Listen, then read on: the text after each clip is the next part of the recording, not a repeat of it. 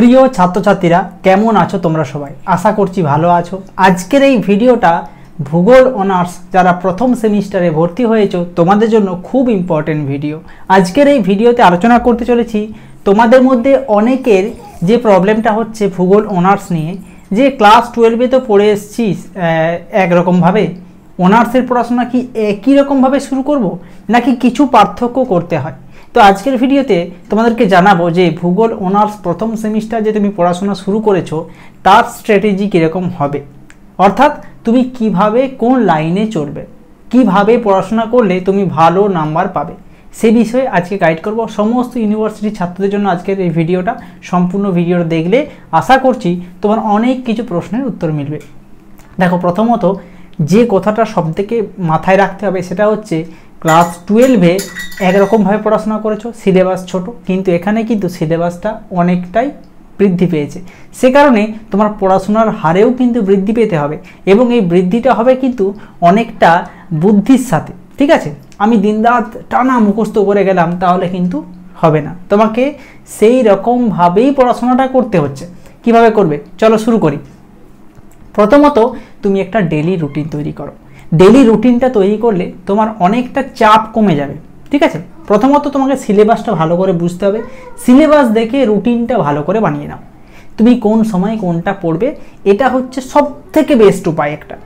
তুমি minor subject কখন পড়ছো, তুমি মেজর কখন পড়ছো, এটা নিয়ে একটা সুন্দরভাবে রুটিন তৈরি করো। দেখো, আমার চ্যানেলে অনেক ভিডিও আছে রুটিন তৈরি করার টিপস এবং যাবতীয় তথ্য আমি দিয়েছি।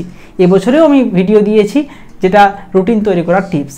সেই ভিডিও যদি দেখতে থাকো অবশ্যই দেখে নিও, আমার চ্যানেলে আছে, আর প্লেলিস্ট থেকে দেখে নিও এবং তোমাদের সুবিধার্থে আমি এই ভিডিওর ডেসক্রিপশানেও লিঙ্ক দিয়ে দেবো। ঠিক আছে, এটা গেল তাহলে প্রথম কাজ।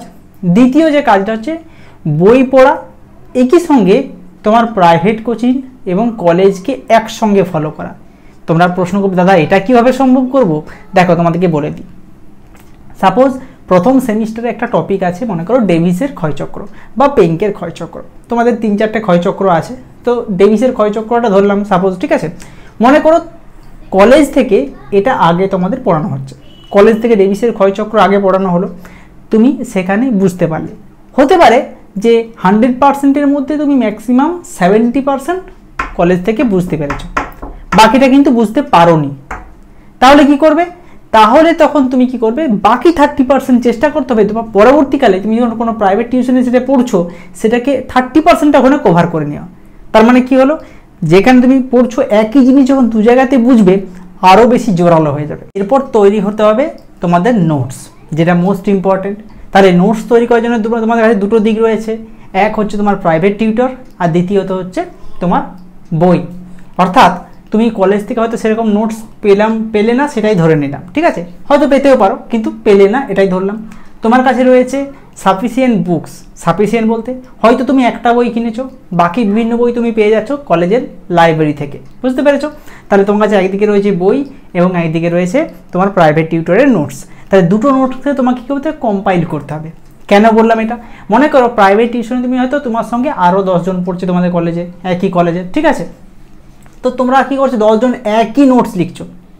ব্যাপারটা কি ভালো করে বোঝার চেষ্টা করো। একটা কলেজে মনে করো তুমি যেখানে পড়ছো সেখানে তোমার সঙ্গে আরও 10 জন একসঙ্গে পড়ছে।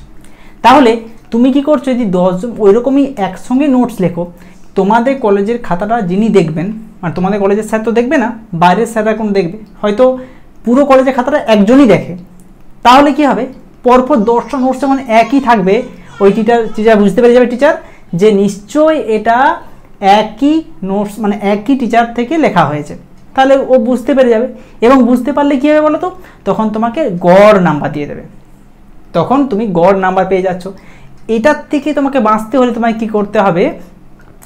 তোমাকে বই থেকে কিছু তথ্য সেখানে ইনক্লুড করতে হবে। সাপোজ তুমি ডেভিসের থিওরি লিখেছো বা তুমি ওয়েদারিং থেকে নোটস লিখেছো, যাই হোক না কেন, তুমি কোনো ইংলিশ টার্ম ঢুকিয়ে দিলে। ঠিক আছে, কোনো হয়তো তুমি ভূমিকাটা বা মূল্যায়ন জায়গাটা বা মাঝখানে কিছু অংশ তুমি চেঞ্জ করে বই থেকে লিখলে, কিছু অংশ নতুন ইনক্লুড করলে, কিছু অংশ বাদ দিলে, এইভাবে নোটসটাকে একটু মডিফাইড করে নিতে হবে, যাতে যে শিক্ষক খাতা দেখবেন তিনি বুঝতে পারে যে নোটসটা হুবহু একই নয় অন্যদের থেকে। ঠিক আছে, একটু আলাদা আছে অন্যদের থেকে, একই নয় সেটা। মাথায় রাখবে। তার সঙ্গে কিছু ডায়াগ্রাম ইনক্লুড করে দিলে, যেটা অন্যদের খাতায় নেই। এইটাই হচ্ছে মূল জিনিস, ঠিক আছে? তোমার নাম্বারের পার্থক্যটা এখান থেকে হবে, বোঝা গেছে? আচ্ছা, আর একটা ছোট্ট একটা কথা বলে রাখি এই উদ্দেশ্যে, আমার ক্লাসে একটা কলেজের মিনিমাম 2 থেকে 3 জনের বেশি ছাত্র থাকে না। আমি তো পশ্চিমবঙ্গের সমস্ত ইউনিভার্সিটি পড়াই, সে কারণে কলকাতা ইউনিভার্সিটি আমরা যদি মনে করো সাপোজ 20 জন ছাত্র আছে আমার কাছে, 20 জনের মধ্যে 20 জন কিন্তু একটা কলেজের নয়। আমার কাছে কি হয়, হয়তো বিদ্যাসাগরের 2টো বা হয়তো সুরেন্দ্রনাথের 2টো, এরকম করে ম্যাক্সিমাম থাকে। তাহলে কি হবে, আমার নোটসটা যদি কেউ লিখে হুবহু কপি করে তাতে কোনো প্রবলেম হয় না। এবং তুমি যেখানে পড়ছো, অফলাইন পড়ছো বা অনলাইন পড়ছো, যেখানে জায়গা, সেখানে যদি নোটসটা তুমি একা পড়ো তাহলে কোনো সমস্যা নেই। কিন্তু যদি একসঙ্গে 10 জন একজন টিচারের কাছে পড়ো, সেক্ষেত্রে এই সমস্যা আসতে পারে, সেটাই তোমাদেরকে জানিয়ে দিলাম। আশা করি বোঝা গেছে। এরপর হচ্ছে তোমাদের বাড়িতে পড়াশোনা, অর্থাৎ তুমি যে পড়ছো তার একটা মূল্যায়ন প্রয়োজন। বাড়িতে পড়ছো, হয়তো আমি যেমন আমার ক্লাসে কি করি, আমি যখন পড়াই মোটামুটি 5টা 6টা কি 7টা চ্যাপ্টার হয়ে গেল, দিয়ে একটা মক টেস্ট নিয়ে নিই।